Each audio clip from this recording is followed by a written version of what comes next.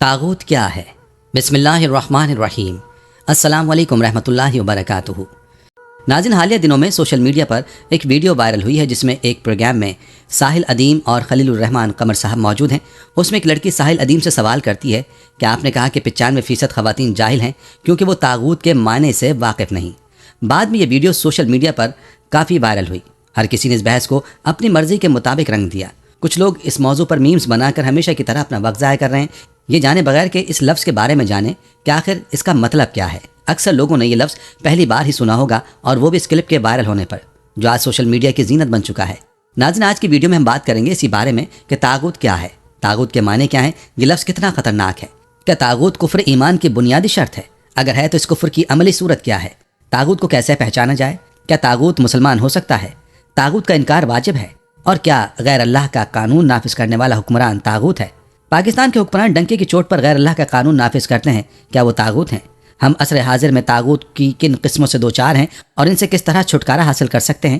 ان تمام باتوں کے متعلق جاننے کے لیے آپ سے گزارش ہے کہ ویڈیو کو اسکپ کیے بغیر آخر تک ضرور دیکھیے گا، اور اگر آپ ہمارے چینل پر نئے ہیں تو سب سے پہلے ہمارے چینل کو سبسکرائب کر لیں۔ ناظرین، طاغوت عربی زبان کا لفظ ہے جس کے لفظی معنی ہیں بت، جادوگر، گمراہوں کا سردار، ابلیس، سرکش، دیو اور کاہن۔ قرآن کریم میں یہ لفظ 8 مرتبہ استعمال ہوا ہے۔ شرعی اصطلاح میں طاغوت سے مراد خاص طور پر وہ شخص ہے جو ارتکاب جرائم میں ناجائز امور میں اپنے گروہ کا سرغنہ یا سربراہ ہو۔ ناظرین، پہلی قوموں نے اللہ کو چھوڑ کر اپنے عالموں اور درویشوں کو رب بنایا۔ اگر ہم طاغوت کے معنی کی بات کریں تو شیطان گمراہوں کا سردار، بت، دیو، خدا کے سوا کسی اور کی پرستش کرنے والا، یہ سب طاغوت کے معنی ہیں۔ جو بھی ان معنی پر پورا اترے وہ طاغوت ہے۔ طاغوت کے لفظی معنی ہیں حد سے بڑھنا، کفر میں علو اختیار کرنا۔ ہر وہ شخص جو نافرمانی میں حد سے تجاوز کرے اسے طاغوت یعنی سرکش کہتے ہیں۔ طاغوت کی جمع طواغت آتی ہے۔ حدیث شریف میں ہے، تم اپنے آباء و اجداد کی قسمیں اٹھاؤ اور نہ طاغوتوں کی قسمیں اٹھاؤ۔ طواغت طاغیہ کی جمع ہے۔ طاغیہ ان بتوں وغیرہ کو کہا جاتا ہے جنہیں مشرکین پوجتے تھے، اور اسی سے یہ عبارت ہے۔ یہ کہنا بھی جائز ہے کہ طواغی سے نبی اکرم صلی اللہ علیہ وآلہ وسلم کی مراد وہ لوگ تھے جو کفر میں سرکشی اختیار کر چکے تھے، یعنی تمام حدوں کو عبور کر چکے تھے، اور یہ کفر کے بڑے بڑے سردار تھے۔ طاغوت کی تعریف ادب و لغت کے امام جوہری نے یہ کی ہے کہ وہ طاغوت الکاہن و شیطان، یعنی طاغوت کا اطلاق کاہن اور شیطان پر بھی ہوتا ہے، اور اس شخص کو بھی طاغوت کہتے ہیں جو کسی گمراہی کا سرغنہ ہو۔ اسلامی اصطلاح میں اس سلسلے میں مزید وسعت ہے۔ طاغوت سے مراد وہ حاکم ہے جو قانون الہی کے علاوہ کسی دوسرے قانون کے مطابق فیصلہ کرتا ہے، اور وہ نظام عدالت بھی اسی میں آتا ہے، جو نہ تو اقتدار اعلیٰ یعنی اللہ کا متی ہو اور نہ اللہ کی کتاب کو سند مانتا ہو۔ لہذا قرآن مجید میں ایک آیت کے حوالے سے ہے کہ جو عدالت طاغوت کی حیثیت رکھتی ہے اس کے پاس اپنے معاملات فیصلے کے لیے لے کر جانا ایمان کے منافی ہے۔ قرآن کی روح سے اللہ پر ایمان اور طاغوت سے کفر یعنی انکار دونوں لازم و ملزوم ہے، کیونکہ قرآن توحید کا مذہب ہے، اور اگر خدا اور طاغوت دونوں کے سامنے سر جھکایا جائے تو ایمان کی بنیادی شرط پوری نہیں ہوتی۔ امام ابن قیم رحمہ اللہ کہتے ہیں کہ معبود جس کی عبادت کی جائے، متبوع جس کی اتباع کی جائے، یا مطاع جس کی اطاعت کی جائے کے حوالے سے بندہ اپنی مناسب حد سے تجاوز کر کے جس ذات کی طرف رجوع کرتا ہے اسے طاغوت کہا جاتا ہے۔ ہر قوم کا طاغوت وہ ہے جس کی طرف وہ اللہ اور اس کے رسول صلی اللہ علیہ وآلہ وسلم کو چھوڑ کر فیصلہ کروانے کے لیے رجوع کریں، اللہ تعالیٰ کو چھوڑ کر اس کی عبادت کرنا شروع کر دیں، اللہ کی طرف سے عطا کردہ بصیرت کے بغیر اس کی اطاعت کرنا شروع کر دیں۔ یہ عالمی طواغیت، جب آپ ان کے حالات پر غور کریں گے اور یہ بھی دیکھیں گے کہ لوگ ان کو کیا مقام اور مرتبہ دے رہے ہیں، تو آپ کو معلوم ہو جائے گا کہ اکثر لوگ اللہ کی عبادت کو چھوڑ کر طاغوت کی عبادت گزار بن چکے ہیں، اور انہوں نے اللہ اور اس کے رسول صلی اللہ علیہ وآلہ وسلم سے فیصلہ کروانے کے بجائے طاغوت سے فیصلہ کروانا شروع کر دیا ہے، اور اس کے ساتھ ساتھ انہوں نے اللہ کی اطاعت، رسول اللہ صلی اللہ علیہ وآلہ وسلم کے اتباع کو چھوڑ کر طاغوت کی اطاعت اور مطابقت اختیار کر لی ہے۔ اسی اطاعت و اتباع میں ہر وہ اطاعت و اتباع شامل ہے جو قرآن و سنت کے تابع نہ ہو، یا جسے اختیار کرنے کا حکم نہ دیا گیا ہو، وہ بھی شامل ہے۔ بس جس کی ایسی غیر مشروط اطاعت و اتباع اختیار کی گئی اور وہ اس پر خوش بھی ہوا، یا ایسی اطاعت و اتباع کو اختیار کرنے کا حکم دیتا ہو، تو وہ بھی طاغوت میں شامل ہے۔ محمد بن عبد الوہاب رحمۃ اللہ علیہ کہتے ہیں، طاغوت ایک عام لفظ ہے، اور وہ چیز یا ذات جس کی اللہ کے علاوہ عبادت کی جاتی ہو اور وہ اس عبادت پر خوش بھی ہو، خواہ وہ معبود جس کی عبادت کی جائے یا متبوع جس کی اتباع کی جائے اور مطاع جس کی اطاعت کی جائے، یعنی اللہ اور اس کے رسول صلی اللہ علیہ وآلہ وسلم کو چھوڑ کر اس کی اطاعت کی جاتی ہو، وہ طاغوت کے زمرے میں آتا ہے۔ محمد حامد الفقہی کہتے ہیں کہ سلف کے اقوال کا خلاصہ یہ ہے کہ ہر وہ چیز طاغوت کے زمرے میں شامل ہے جو بندے کو اللہ کی عبادت، دین میں اخلاص اور اللہ کے رسول کی اطاعت سے روک دے، اس طرف سے دوسری طرف پھیر دے، خواہ اس میں کسی جن، شیطان یا انسان یا کسی درخت پر پتھر وغیرہ کا کردار ہو۔ اسی طرح وہ قوانین جنہیں قتل، چوری، ڈکیتی یا زنا وغیرہ کے جھگڑوں کا فیصلہ کرنے کے لیے اللہ کی وضع کردہ حدود کے نفاذ کو روکنے، سود، زنا اور شراب وغیرہ کی حرمت کو لہو کرنے کے لیے انسان خود وضع کرتا ہے، اور وہ قوانین اسلام اور اس کے قوانین سے نہیں ملتے بلکہ اس کے متضاد ہیں، بلا شک و شبہ یہ سبھی قوانین بھی طاغوت کے زمرے میں آتے ہیں۔ بذات خود یہ قوانین بھی طاغوت ہیں اور ان کو وضع کرنے والے اور ان کو نافذ کرنے والے سبھی طاغوت ہیں۔ اسی طرح ہر وہ کتاب جو انسانی عقل کی تخلیق ہو اور وہ لوگوں کو اس حق سے روک رہی ہو جسے رسول اللہ لے کر آئے تھے، خواہ اس کتاب کو لکھنے والے کا ایسا مقصد ہو یا نہ ہو، وہ بھی طاغوت میں شامل ہے۔ سید قطب رحمۃ اللہ علیہ کہتے ہیں کہ طاغوت طغیان سے ہے، یہ ہر اس چیز کے استعمال کے لیے ہوتا ہے جو عقل سلیم، حق بات اور بندوں کے لیے اللہ عز و جل کے متعین کردہ راستوں سے تجاوز کرنے کی کوشش کرے۔ اس کا عقیدہ اللہ تعالیٰ کے بارے میں درست نہیں ہے اور نہ ہی وہ اللہ کی متعین کردہ سنت سے رہنمائی لیتا ہے۔ اسی طرح ہر وہ طریقہ جو اللہ کی طرف سے متعین کردہ نہیں ہے وہ بھی طاغوت میں شامل ہے۔ ہر وہ بادشاہ جو اللہ کی بادشاہت سے اخذ کردہ نہ ہو، اور ہر وہ حکم جو اللہ کی شریعت پر قائم نہیں ہے، اور اسی طرح ہر وہ سرکشی جو حق سے تجاوز کر جائے وہ طاغوت کے زمرے میں آتی ہے۔ یہ بات ذہن میں رکھنی چاہیے کہ اہل کتاب نے اپنے علماء اور راہبوں کے سامنے سر نہیں جھکایا تھا اور نہ ہی ان کی عبادت کی تھی، بلکہ انہوں نے ان کی وضع کردہ شریعت کی اتباع کی تھی۔ صرف اسی بنا پر اللہ تعالیٰ نے انہیں اپنے علماء اور راہبوں کے بندے قرار دیا اور ان کا نام مشرکین رکھا۔ ارشاد باری تعالیٰ ہے، ان لوگوں نے اللہ کو چھوڑ کر اپنے عالموں اور درویشوں کو رب بنا لیا۔ انہوں نے طاغوت یعنی سرکش اور حق سے تجاوز کرنے والی مقتدر طاقتوں کی بندگی اختیار کی۔ انہوں نے ان کی بندگی بامعنی رکوع و سجود نہیں کی تھی، بلکہ انہوں نے اطاعت و فرما برداری کے معنی میں ان کی بندگی اختیار کی تھی۔ یہ بھی بندگی کے زمرے میں آتی ہے اور آدمی کو اللہ کی بندگی اور اس کے دین سے خارج کر دیتی ہے۔ شیخ الاسلام امام ابن تیمیہ رحمہ اللہ کہتے ہیں کہ طاغوت طغیان سے ہے اور طغیان حد سے تجاوز کرنے، ظلم اور سرکشی کے معنوں میں استعمال ہوتا ہے۔ اللہ تعالیٰ کے علاوہ جس کی عبادت کی جا رہی ہو اور وہ اسے ناپسند نہ سمجھتا ہو وہ طاغوت ہوگا۔ اسی طرح نبی کریم صلی اللہ علیہ وآلہ وسلم نے ایک صحیح حدیث میں بتوں کے لیے لفظ طواغیت استعمال فرمایا ہے۔ نبی کریم صلی اللہ علیہ وآلہ وسلم کا ارشاد ہے، طاغوت ہی طاغوت کے پجاریوں کی اتباع کرتے ہیں۔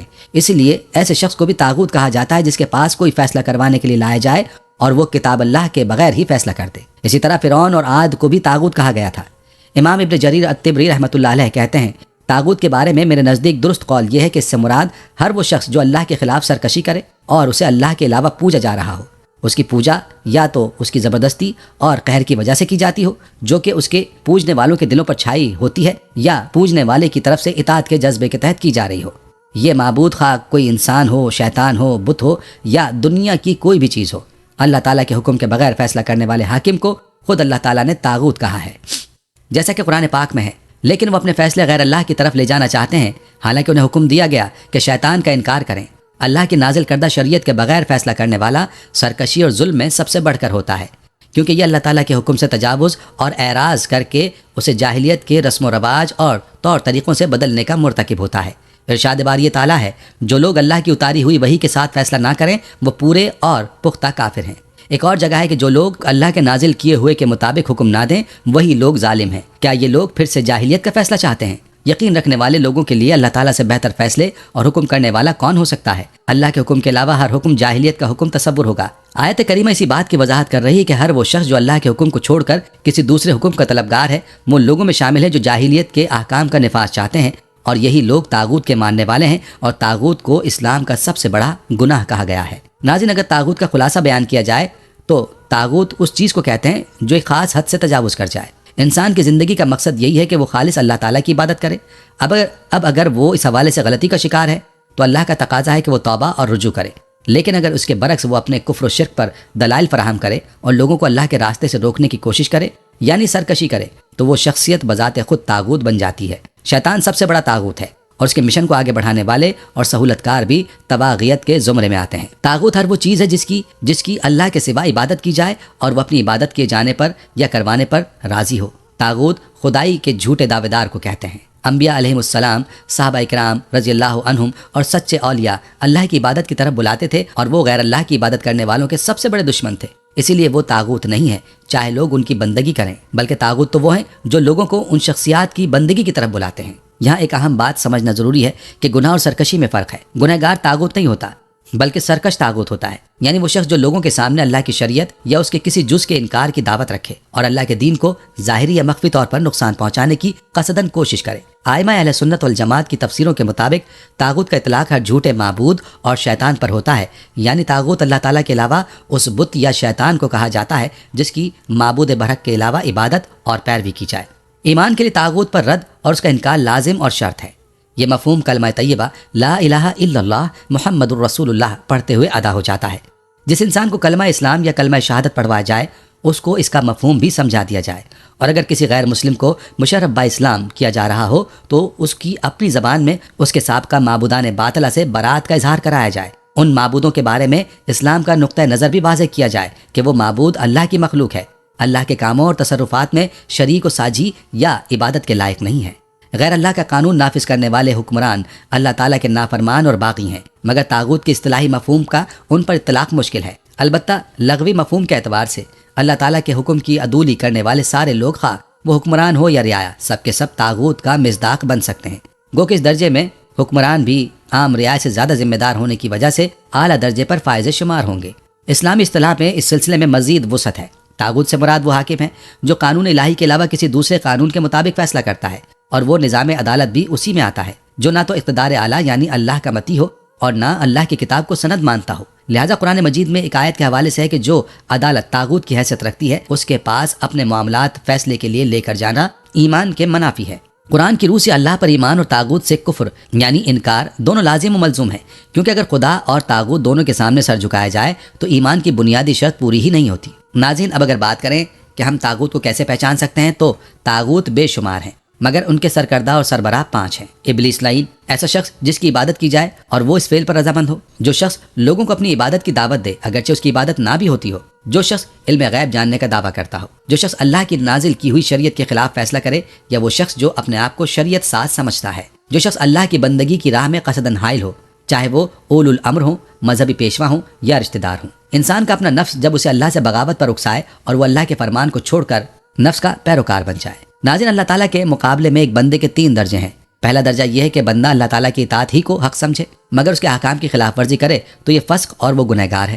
دوسرا درجہ یہ ہے کہ وہ اللہ کی فرما برداری سے منحرف ہو کر یا تو خود مختار بن جائے یا کسی اور کی بندگی کرنے لگے، یہ شرک اور کفر ہے۔ تیسرا درجہ یہ ہے کہ وہ اللہ سے بغاوت کرے اور اس کی مخلوق پر خود اپنا حکم چلائے اور اللہ کے مقابلے میں دوسروں کا کہا ماننے کا حکم دے، یا پھر لوگوں کو خالصاً اللہ کی بندگی کرنے سے روکے یا راہ میں حائل ہو۔ جو شخص اس مرتبے پر پہنچ جائے وہ طاغوت ہے، اور کوئی شخص اس وقت تک مومن نہیں ہو سکتا جب تک وہ طاغوت کا منکر یا اس سے اجتناب کرنے والا نہ ہو۔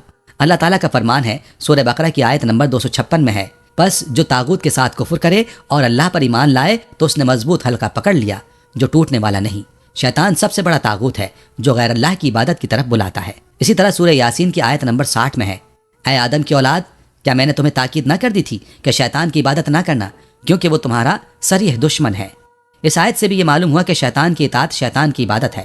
رسول اللہ صلی اللہ علیہ وآلہ وسلم نے فرمایا، جو شخص لا الہ الا اللہ کا اقرار کرے اور اللہ کے سوا جن کی عبادت کی جاتی ہے ان کا انکار کرے، اس کا مال و خون مسلمانوں پر حرام ہو گیا اور اس کے دل کا معاملہ اللہ کے حوالے سے ہے۔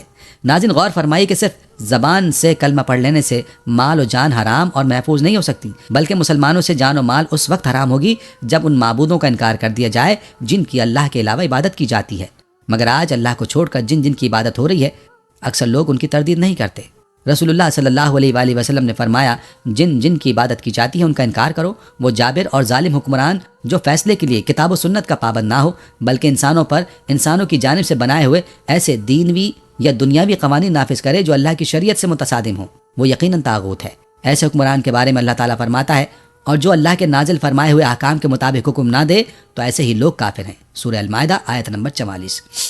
اللہ تعالیٰ نے تمام بندوں کے اوپر فرض کیا ہے کہ وہ طاغوت کا انکار کریں اور اللہ تعالیٰ پر ایمان لائیں۔ اللہ تعالیٰ نے ہر امت میں ایک رسول بھیجا جو انہیں اللہ کی وحدانیت کی دعوت دیتا اور انہیں شرک سے منع کرتا تھا۔ اس کی دلیل اللہ تعالیٰ کا یہ فرمان ہے، بے شک ہم نے آپ کو سچا دین دے کر خوشخبری اور ڈرانے والا بنا کر بھیجا ہے، اور کوئی امت نہیں گزری مگر اس میں ایک ڈرانے والا گزر چکا ہے۔ سورہ فاطر آیت نمبر 24 نے سورہ نحل آیت نمبر 36 میں فرمایا، اور ہم نے ہر جماعت میں پیغمبر بھیجا کہ اللہ ہی کی عبادت کرو اور طاغوت سے اجتناب کرو، تو ان میں سے بعض ایسے ہیں جن کو اللہ نے ہدایت دی اور بعض ایسے ہیں جن پر گمراہی ثابت ہوئی۔ سو زمین پر چل پھر کر دیکھ لو کہ جھٹلانے والوں کا انجام کیسا ہوا۔ ناظرین، اللہ وحدہ لا شریک کی عبادت اور طاغوت سے پرہیز کے بغیر توحید مکمل نہیں ہوتی۔ اللہ تعالیٰ نے اس کو اپنے بندوں پر فرض کیا ہے، جیسا کہ ارشاد باری تعالیٰ ہے، اور جن لوگوں نے طاغوت کی عبادت سے اجتناب کیا اور اللہ کی طرف رجوع کر لیا ان کے لیے خوشخبری ہے۔ بس میرے ان بندوں کو خوشخبری پہنچا دو جو بات کو غور سے سنتے اور اس میں سے اچھی بات کی پیروی کرتے ہیں۔ یہ وہ لوگ ہیں جن کو اللہ تعالیٰ نے ہدایت بخشی ہے، اور یہی ہیں جو عقل والے ہیں۔ طاغوت کی جماعت اور اللہ کی جماعت ایک دوسرے کے دشمن ہیں۔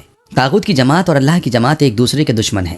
ایک کھرا مومن ہرگز 2 کشتیوں کا سوار نہیں ہو سکتا۔ سورہ النساء کی آیت نمبر 76 میں ہے، جو لوگ ایمان لائے وہ اللہ کی راہ میں جنگ کرتے ہیں، اور جنہوں نے کفر کیا ہے وہ طاغوت کی راہ میں لڑتے ہیں، تو تم شیطان کے حامیوں سے لڑو، بے شک شیطان کی چال انتہائی کمزور ہوتی ہے۔ ناظرین، اگر ایمان لانے کے بعد بھی طاغوت سے ہمدردی یا اس کی اعانت کی جائے گی تو ہدایت چھن جانے کا مکمل طور پر احتمال ہوتا ہے۔ ناظرین، ابلیس وہ شیطان ہے جو اللہ تعالیٰ کی درگاہ سے نکالا گیا، جس پر لعنت کی گئی اور جس کے بارے میں اللہ تعالیٰ نے فرمایا بے شک تم پر قیامت کے روز تک میری لعنت ہے۔ ابلیس فرشتوں کے ساتھ ان کی صحبت میں رہ کر انہی کی طرح عمل کرتا تھا۔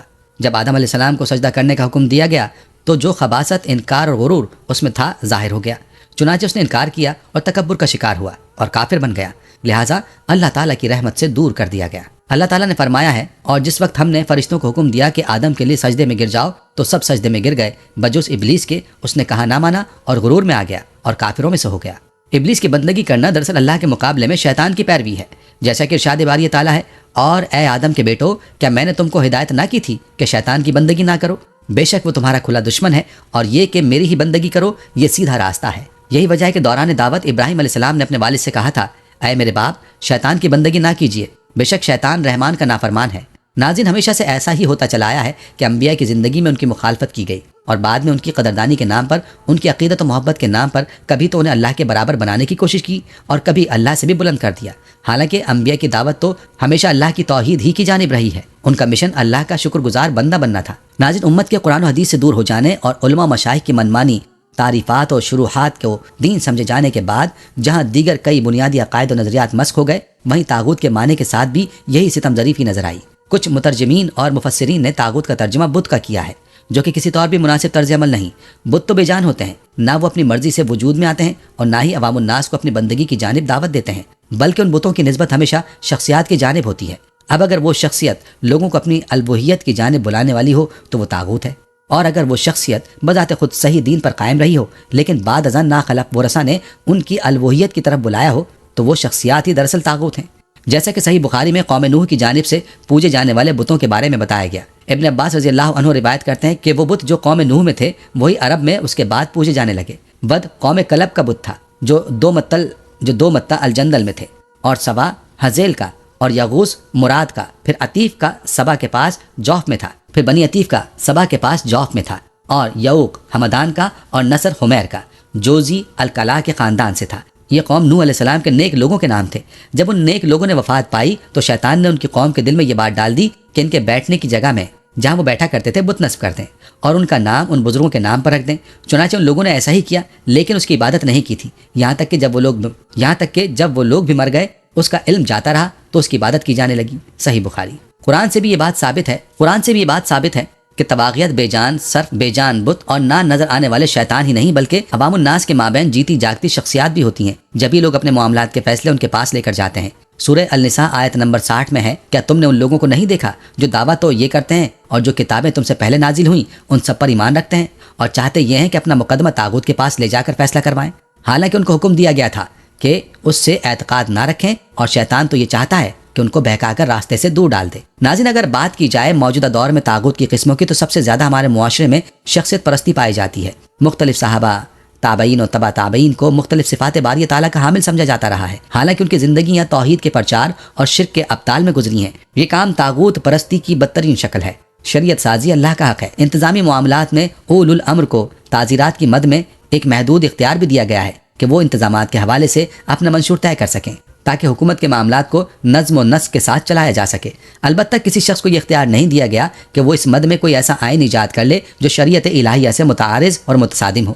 اگر کسی بندے کا ایسا نظام جو اللہ کے نظام کا مخالف ہو قبول کر لیا جائے تو مالک اس شخص کو اپنا شریک گردانتا ہے۔ ناظرین، اہل ایمان کے شایان شان نہیں کہ وہ باہمی معاملات کے فیصلوں کے لیے طواغیت کے پاس جائیں۔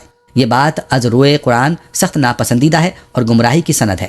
سورہ النساء میں ہے، کیا تم نے ان لوگوں کو نہیں دیکھا جو دعویٰ تو یہ کرتے ہیں کہ جو کتاب تم پر نازل ہوئی اور جو کتابیں تم سے پہلے نازل ہوئیں ان سب پر ایمان رکھتے ہیں اور چاہتے یہ ہیں کہ اپنا مقدمہ طاغوت کے پاس لے جا کر فیصلہ کروائیں، حالانکہ ان کو حکم دیا گیا تھا کہ اس سے اعتقاد نہ رکھیں اور شیطان تو یہ چاہتا ہے کہ ان کو بہکا کر راستے سے دور ڈال دے۔ ناظرین، انسان کمزور پیدا کیا گیا ہے۔